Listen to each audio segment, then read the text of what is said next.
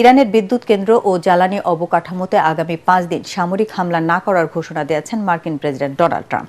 সামাজিক যোগাযোগ মাধ্যম ট্রুথ সোশ্যালে তিনি দাবি করেছেন যুক্তরাষ্ট্র ও ইরানের মধ্যে জোরালো ইতিবাচক আলোচনা হয়েছে, তবে আলোচনার কথা প্রত্যাখ্যান করেছে তেহরান।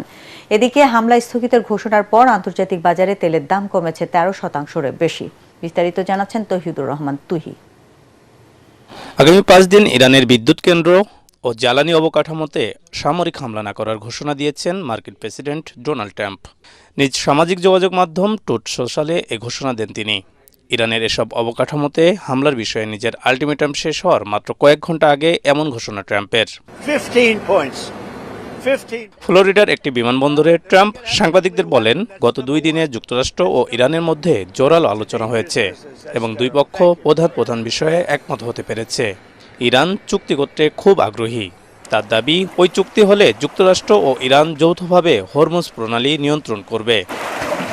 তবে তেহরান ও পেন্টাগনের মধ্যে কোনো ধরনের সংলাপ চলছে না বলে জানিয়েছে ইরান।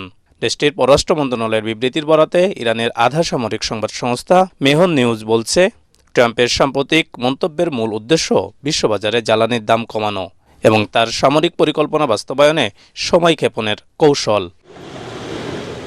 এদিকে সামরিক হামলা স্থগিতে ট্রাম্পের ঘোষণার পর আন্তর্জাতিক বাজারে 13%-এরও বেশি কমেছে তেলের দাম। অপরিশোধিত জ্বালানি তেলের দাম ব্যারেল প্রতি প্রায় $17 কমে নেমেছে $96।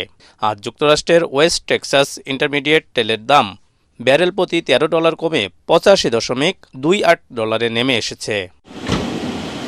তৌহিদুর রহমান তুহি, এটিএন বাংলা। ঈদের ছুটিতেও জ্বালানি তেলের জন্য হাহাকার রাজধানীতে। অনেক পাম্প বন্ধ, যেগুলো খোলা আছে সেখানেও অপেক্ষা করতে হচ্ছে ঘন্টার পর ঘন্টা। ডিপো থেকে পর্যাপ্ত তেল দেয়া হচ্ছে না অভিযোগ করেছে পাম্প মালিকরা। রিপোর্টে জানাচ্ছেন মাহবুব কবির চপল। ঈদের ছুটিতে মানুষের মনে আনন্দের ফুয়েল, কিন্তু গাড়িতে নেই তেল। পাম্পে এসে নেই শান্তি, তেল জোগাড় করতে হচ্ছে চরম ভোগান্তি। সেই আনন্দ আসলে ওই পরিপূর্ণ হচ্ছে না আর কি। তেলের জন্য 3 ঘন্টা ধরে দাঁড়াই আছে এখানে। তেল নিতে গিয়ে তো আনন্দ পুরো মাটি হয়ে গেছে। এখন আসলে কি তেল সংকট নাকি কি দাম বাড়ানোর জন্য তারা তেল দিচ্ছে না? এটা তো আমাদের হয়রানি হচ্ছে। সরকার যেটা বলতেছে যে সবাই তেল স্বাভাবিক, কিন্তু আসলে কোনোটাই স্বাভাবিক না। আপনারা দেখতে পারতেছেন, আমি অলমোস্ট 3 ঘন্টা ধরে লাইনে দাঁড়িয়ে এখন পাচ্ছি তেল। 2 দিন পরে আমাদের অফিসও রানিং হবে, তখন তো আর মনে করেন ওই অফিস রাইখে এমন ঘন্টার পর ঘন্টা যদি আমরা তেলের জন্য বসে থাকি, তাহলে আমরা অফিসটা করবো কি? অনেকগুলো পাম্প দেখি যে সবগুলো বন্ধ। ঢাকা শহরে বেশিরভাগ পাম্প বন্ধ, সে কারণে গাড়ির এমন দীর্ঘ সিরিয়াল। আমরা যে পাম্পের সামনে যাচ্ছি সে পাম্পে মানুষ অপেক্ষা করছেন ঘন্টার পর ঘন্টা। ঈদের ছুটিতে তারা চরম বিরক্ত। উত্তরা থেকে এসছি, একটা পাম্পে অকটেন নাই। একটা গভর্নমেন্টের প্রাইভেট বললাম তো, গভর্নমেন্টের অ্যাডমিনিস্ট্রেশনও সত্যি কথা বলে না, প্রাইভেট সেক্টরে সত্যি কথা বলে না। এমন একটা অভাগা দেশ, কার কাছে কমপ্লেন দেবেন? দেখা যাচ্ছে তেল খুঁজতে গিয়েই তো তেল অনেকের খরচ হয়ে যাচ্ছে। আমি যে গাড়িতে বসে আছি এখানে 9000 লিটার অকটেন রয়েছে। এই পাম্পে দৈনিক চাহিদা 30,000 লিটার। সকালে গাড়িটা নারায়ণগঞ্জের ফতুল্লাতে ডিপোতে গিয়েছিল, সেখানে তাদেরকে এই তেল দেওয়া হয়েছে এবং তাদের বলা হয়েছে এর বেশি তাদেরকে তেল দিতে পারবে না, যেটা নিয়ে প্রতিদিনই সংকট হচ্ছে। কাস্টমারদের সাথে বিভ্রান্ত সৃষ্টি হয় যে মন্ত্রী বলছে ভুল দিতে, তোমরা কেন কম দিবা? এটা নাকি কোটা সিস্টেম করা আছে, এই জন্য আমাদের জানা একই কথা বলে কোঠা। আমরা কই থেকে দেবো তারাই কথা বলতে, আমরা কীভাবে পাম্প চালাবো? ফিলিং স্টেশনগুলো জরুরি সেবার আওতায় পড়ে, সেক্ষেত্রে 24 ঘন্টায় খোলা রাখার কথা। সরকার বলছে তেলের পর্যাপ্ত যোগান আছে, তবে পাম্পগুলো বলছে ভিন্ন কথা। সরকার বলছে আমার তেলের কোনো সংকট নাই, কিন্তু আমাদেরকে দিচ্ছে রেশনিং করে, চাহিদার তুলনায় 50%। তো যার কারণে পাম্পগুলি বন্ধ না করে আমরা নিরাপত্তাহীনতায় ভুগি। মধ্যপ্রাচ্যের যুদ্ধ কবে শেষ হবে সেটা অজানা, তাই বিকল্প উৎস থেকে তেলের যোগান নিশ্চিত করতে সরকার ব্যবস্থা নেবে, এমনটাই প্রত্যাশা সাধারণ মানুষের। মাহবুব কবির চপল, এটিএন বাংলা, ঢাকা। যদিও জ্বালানি তেলের সংকট নিয়ে আতঙ্কিত না হতে জনগণের প্রতি আহ্বান জানিয়েছেন জ্বালানি মন্ত্রী ইকবাল হাসান মাহমুদ। নিজ বাসভবনে সংবাদ সম্মেলনে তিনি জানান, দেশে জ্বালানি পর্যাপ্ত মজুদ রয়েছে।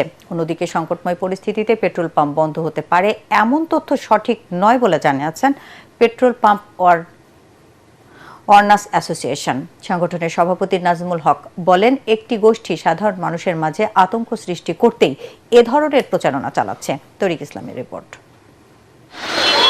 জ্বালানি তেলের জন্য পাম্পগুলোতে যানবাহনের দীর্ঘ লাইন যেন নৈমিত্তিক ব্যাপার।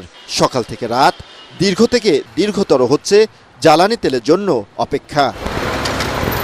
এরই মধ্যে রোববার রাতে এক বিজ্ঞপ্তিতে জানানো হয় যে কোনো সময় বন্ধ হয়ে যেতে পারে দেশের সব পেট্রোল পাম্প, যা সঠিক নয় বলে জানিয়েছেন পেট্রোল পাম্প ওনার্স অ্যাসোসিয়েশনের সভাপতি নাজমুল হক।